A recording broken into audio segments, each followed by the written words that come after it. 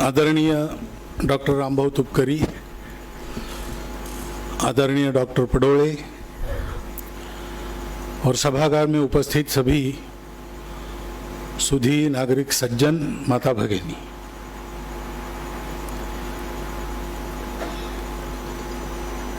रामभाऊ ने स्वयं ही बता दिया है। पुस्तक पढ़ के मैं भी यही समझा। रामभाऊ का भाषण सुन के मुझे ऐसा लगा कि उनकी पुस्तक मेरे समझ में आ गई है। तब तक मैं विचार कर रहा था क्या समझना। तो ये पुस्तक उन्होंने लिखी है टू एम्प्टी आउट, लेकिन ये आधा वर्णन है, अपने को खाली करना। लेकिन उसका दूसरा लॉजिकल पार्ट है सबको पूरित करना, भरना। क्यों? इसलिए कि वो होना चाहिए। आपको कितना लगता है, मुझे कितना लगता है, ये सवाल नहीं, उनको लगता है। अब और इससे उनको कुछ मिलने वाला है ऐसा बिल्कुल नहीं है। लेकिन तुकाराम महाराज ने कहा है, बुडती है जन देखावे ना डोळा। तो मलकापुर में रामभाऊ थे। मलकापुर में किला मैदान है, टीले पर है, शाखा लगती है वहां से सूर्यास्त बहुत अच्छा लगता है। तो रामभाऊ का दर्द वो पुस्तक के शुरू के चैप्टर्स में कि इतना सुंदर सूर्यास्त वहां है, मलकापुर वाले उसको अप्रिशिएट नहीं करते। रामभाऊ के सारे, अभी मैं ये पुस्तक पढ़ने के बाद जब याद करता हूं, जब से परिचय हुआ तब से आज तक का उनका जो कुछ मैंने देखा है, अनुभव किया है, उनके मन में ये एक तड़प, एक तरह से गुस्सा रहता है कि इतना सीखने के लिए है, आप लोग सीखते नहीं हो।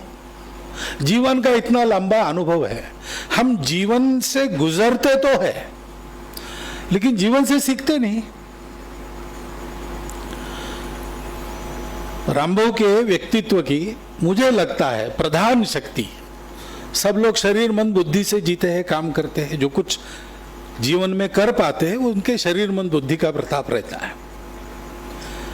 रामभाऊ का शरीर मन बुद्धि में प्रधान ताकत है बुद्धि, जो बचपन से कुशाग्र बुद्धि के धनी है। और बुद्धि चिंतन करती है, विश्लेषण करती है, निष्कर्ष निकालती है, निष्कर्षों का प्रयोग करती है, फिर से उसका विश्लेषण करती है और एक निर्णय करती है और फिर उसको लेके जीवन में चलती है। अब जीवन जीना है तो सोच समझ के जिएंगे तो जीवन बहुत कुछ सिखाता है। और प्रिसाइजली रामभाऊ की ये पीड़ा है कि लोग ऐसा नहीं करते। लोग अपनी आंखें बंद करके चलते हैं। बुद्धि प्रधान उनकी शक्ति होने के कारण वो ज्ञान के पक्षधर है। बिल्कुल पहले मैंने रामभाऊ को देखा था, उनका हमारा परिचय नहीं था, मैं विदर्भ में था। नागपुर के तृतीय वर्ष का समापन देखने के लिए हम आया करते थे। हमारा वर्ग समाप्त होने के बाद 1-2 दिन का समय रहता था और टाइम टेबल सामान्यतः ऐसा रहता था कि यहाँ समापन देखने के लिए हम आ सकते थे, आते थे। ऐसे ही मैं आया था और स्मृति भवन के बरामदे में बैठा था। सुबह का संगस्थान समाप्त करके शिक्षक शिक्षार्थी सब आ रहे थे, तो रामभाऊ हाथ में तलवार लेके आ रहे थे, ऐसा मैंने उनको देखा है। बाद में मैंने पूछा कौन है, तो पता है रामभाऊ तुपकरी है, खड़ग के शिक्षक भी है। उस समय शायद उस वर्ग में आप बौद्धिक विभाग में नहीं थे। हाँ, तो अब ये खड़ग जो है ना, ये ज्ञान का भी प्रतीक है। ज्ञान के खड़ग से सारे संशयों को विच्छिन्न करना वगैरह से अपनी परंपरा में वर्णन आता है।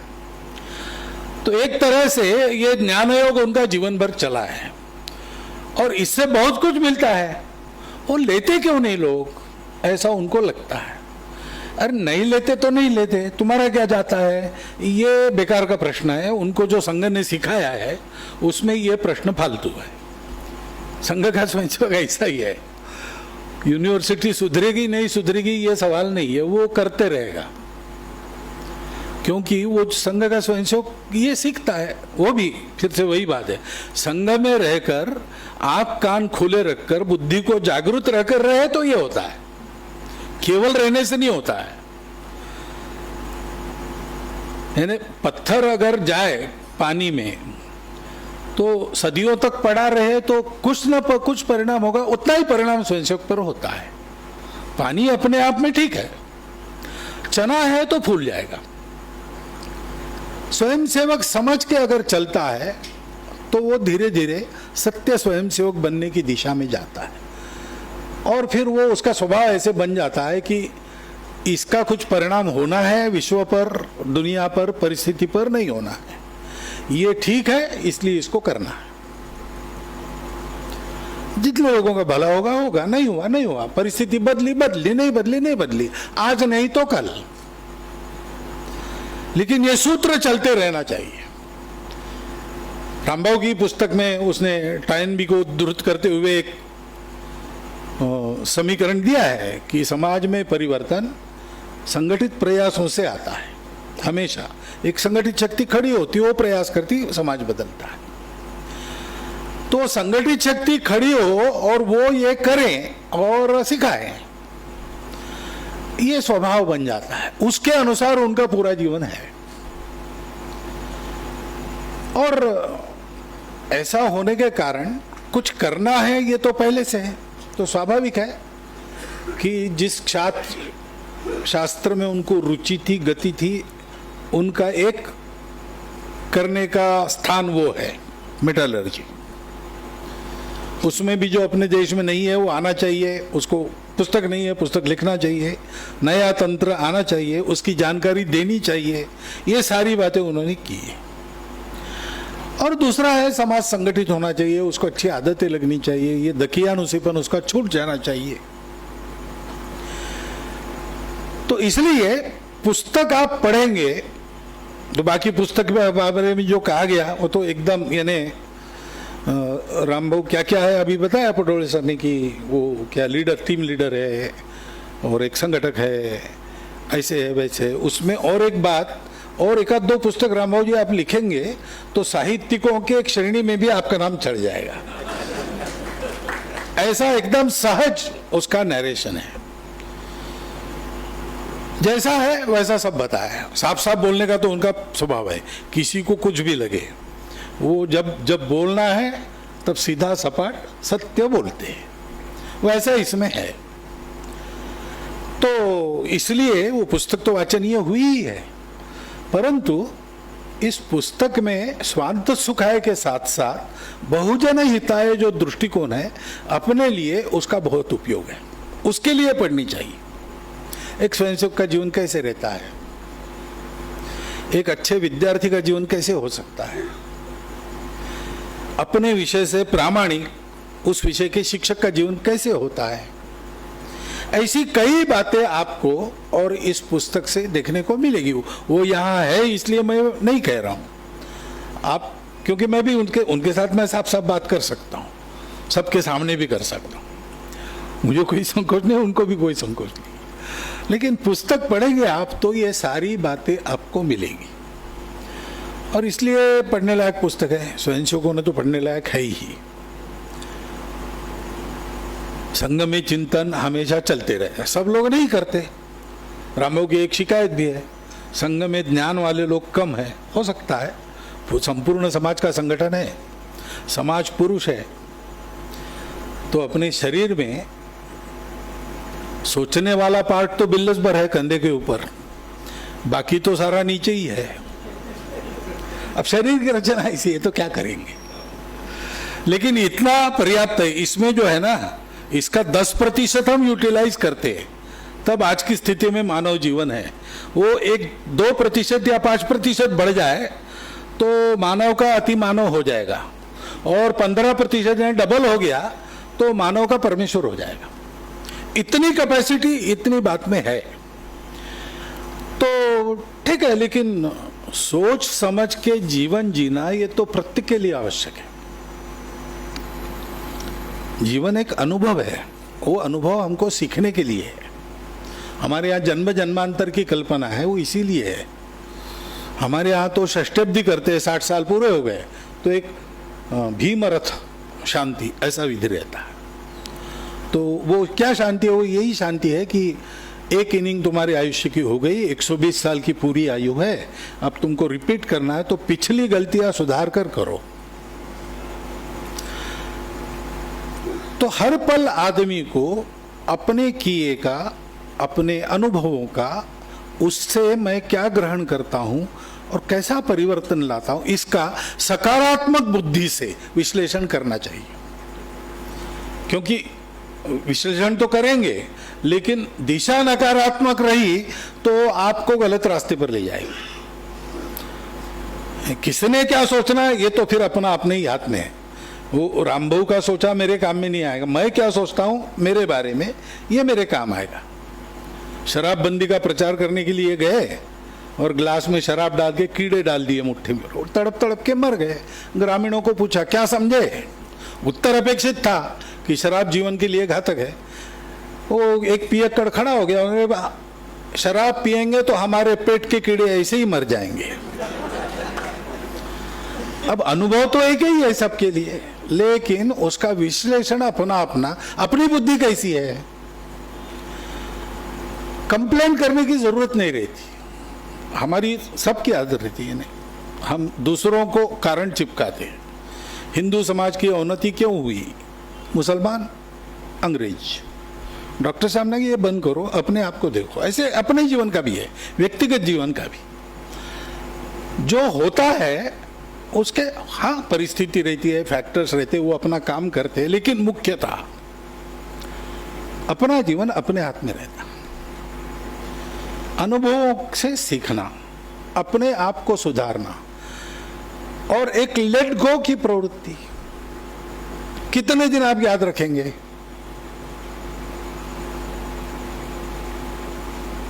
एक उदाहरण मैं हमेशा देता हूं। मैंने जो रवि जी देशपांडे जी के एक बैठक में मैंने उनके मुख से सुना था, मैं रिपीट करता हूं देश भर में, कि मदुरई देखने के लिए गए, वहाँ चप्पल भूल कर आए या चोरी हो गई जो भी है। वापस आने के बाद मित्रों ने पूछा क्या मदुरई? हाँ गए थे ना, वहीं तो हमारी चप्पल गई, नई चप्पल थी। नहीं लेकिन मंदिर? हाँ मंदिर देखा ना, वो उसी वहीं मंदिर में ही गई वो चप्पल। अरे भाई कुछ कैसा है मंदिर? बहुत सुंदर है। ऐसा हम गोपुर देख रहे हैं, इधर चप्पल चली गई। हर बार उसको चप्पल याद आती थी, तो मंदिर देखा कि चप्पल देखा। ऐसा हमारे जीवन में जो कुछ भी आता है उसका सामना करना, भागना नहीं। कुर्वन्ने वेह कर्माणि जीजी विषेद छतस समा, ये उपनिषदों का आदेश है, वेदों का आदेश है। कर्म करते करते 100 साल का स्वस्थ जीवन हम जिए। रामो जी रहे, वो भी एक पैशन उनके सारे जीवन में दिखता है कि जीवन को जीना, जीवन के आनंद को पूर्णतः लेना। तो फिर वो LSD क्या होता है? बड़ा आनंद देता है वगैरह कहते, प्रयोग करके देखो। उन्होंने किया है, पुस्तक में तो लिखा ही है, हमको भी बताया था एक बार गपशप में। प्रयोग करके देखा और लगा कि ये गड़बड़ है, नहीं किया फिर से। लेकिन भागे नहीं, जीवन का सामना करना, जीवन में से जाना, सकारात्मक बुद्धि से अनुभव का विश्लेषण करते हुए अपने जीवन के समृद्ध रखने वाली बातें उनको स्वीकार करना, बाकी को छोड़ देना, आगे बढ़ना। जितने अपने हाथ से दुनिया में बदल आता है, नहीं तो दुनिया बदलने का ठेका व्यक्ति नहीं ले सकता। दुनिया बदलने के लिए प्रयास सतत कर सकता है, करना भी चाहिए, लेकिन विश्व का परिवर्तन ये बहुत फैक्टर्स पर निर्भर है। संघ के काम में भी हम ऐसे ही, मैं एक बार बाबा साहब बैठे थे कार्यालय के आंगन में, एक उनके समय के समकालीन स्वयंसेवक आ गए और वो बाबा साहब को कहने लगे आजकल शाखा ऐसी हो गई, अधिकारी ऐसे है, ये होता है, वो होता है।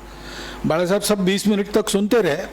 बाद में उन्होंने कहा देखो तुम ये कह रहे हो ना, तुम्हारी बात तो सही है क्योंकि तुम देख रहे हो, लेकिन जब अच्छा था, तब की बात जो तुमको याद आ रही ना, तब डॉक्टर हेडगेवार सरसंघ चालक थे, आज मैं सरसंघ चालक हूं, इसलिए ऐसा है।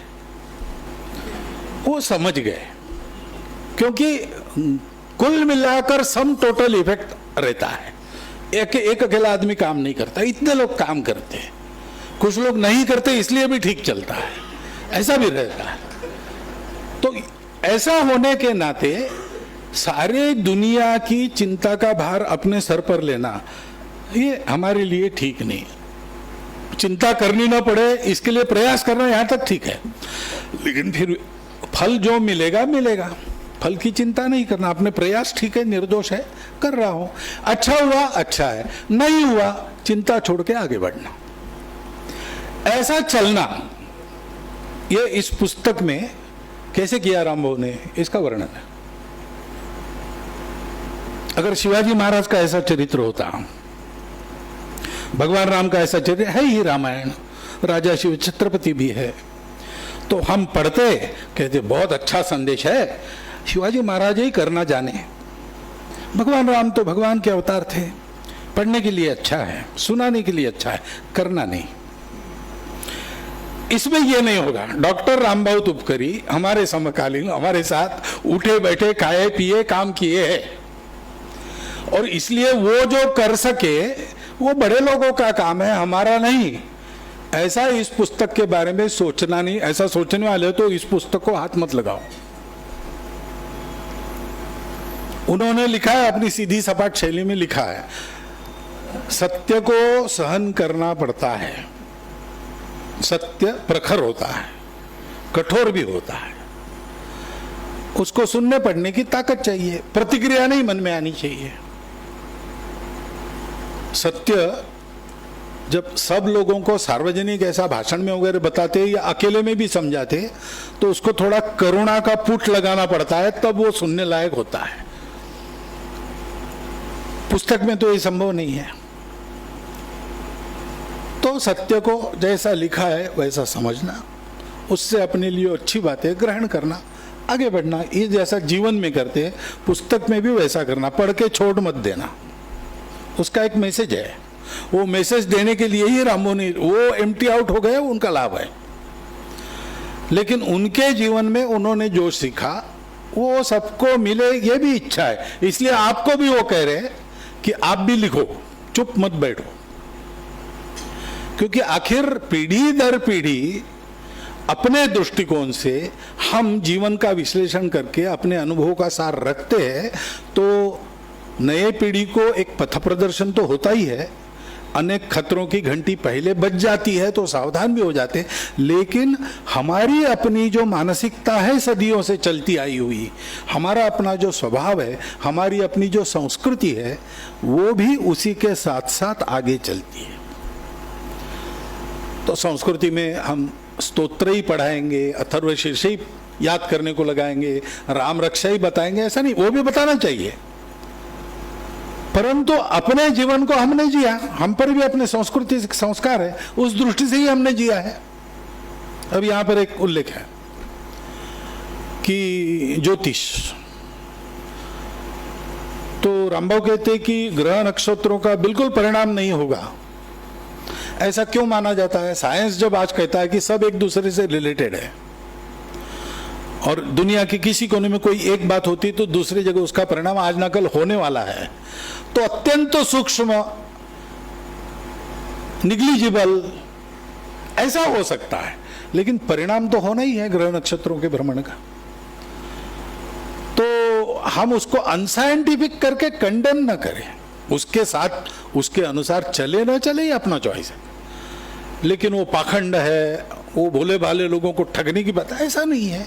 वो भी एक शास्त्र है, उस जमाने का जो ज्ञान था उसके आधार पर उसके प्रमेय है, उसकी परीक्षा की जा सकती है, बाद में उसको स्वीकार नकार हो सकता है। अब ये जो बात है ये क्यों आई है? क्योंकि एक प्रवाह में हम चल रहे हैं। विचार केवल हम अर्जित करते हैं, पढ़ते हैं, सुनते, उससे नहीं होता, वातावरण में भी रहते हैं। और जो लोग पुस्तक लिखते अथवा भाषण करते हैं उनको पता है, कई बार बहुत अच्छे विचार लिखे जाते हैं, बोले जाते हैं, लोग सुनते हैं, थोड़ा विचार करेंगे तो ध्यान में आएगा कि कभी न कभी किसी न किसी ने उन विचारों का उच्चार किया है। ये वातावरण में घूमता है और फिर किसी योग्य माध्यम से प्रकट होता है फिर से। ये मेरा स्वयं का अनुभव है, और जो वक्ता होंगे और लेखक होंगे उनको ये अनुभूति जरूर आएगी, ये मेरा मानना है। परंतु इस दृष्टि से इस पुस्तक को आप लीजिए, पढ़िए, और उसका जो संदेश है उस पर आप भी चलिए। इसी के लिए शायद रामबाबू जी ने और इसका लोकार्पण इस प्रकार करवाया है, ऐसा मुझे लगता है। उनका संदेश है, उनको बताना है। पहला पैशन उनका है कि बताना है, बात करनी है, गपशप करनी है। दूसरा पैशन उनका है ज्ञान के आधार पर जीवन का सामना करना है। तीसरा पैशन उनका है कि जीवन का सामना करके निष्कर्ष निकाल के अनुभवों से सीख कर आगे बढ़ना है। और चौथा है कि ये केवल स्वांत सुखाय नहीं करना है, ये बहुजन हिताय भी करना है। और पांचवे में इसका परिणाम फल मिलेगा नहीं मिलेगा इसकी चिंता नहीं करना, करते रहना है। इन 5 बातों को लेकर अपने जीवन में हम चलेंगे तो रामबाबू की पुस्तक पढ़ेंगे, अपने को आनंद आएगा, रामबाबू को भी आनंद आएगा, अपना जीवन भी ठीक चलेगा। ऐसा सबको ये अवसर मिले और ये बुद्धि हो, ये प्रार्थना और शुभकामना आप सबको देता हुआ मैं मेरे 4 शब्द समाप्त करूँ।